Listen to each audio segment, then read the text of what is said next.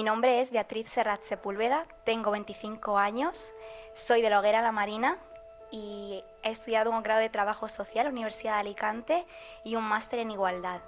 Actualmente trabajo de trabajadora social.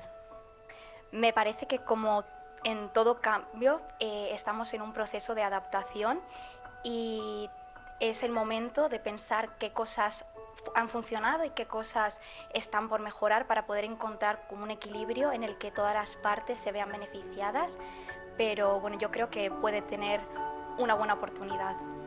De la Semana de Hogueras me quedaría con todos los actos, pero creo que me voy a quedar con las mascletas porque me encanta, creo que se crea un ambiente increíble, y con el acto de la planta, porque reunirte y compartir con tu comisión es como un momento muy especial y de inicio.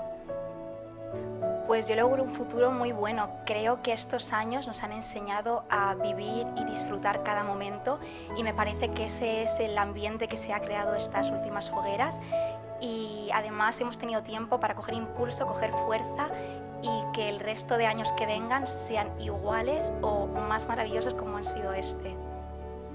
Pues mi año se lo voy a dedicar en primer lugar a mi familia, porque son los que han estado ahí en cada momento, me han acompañado a cada acto y yo les estoy muy agradecida. Y también quiero dedicárselo a mis marineros, a mi comisión, porque he recibido tanto cariño y tanto apoyo durante estos años que ha sido algo súper especial.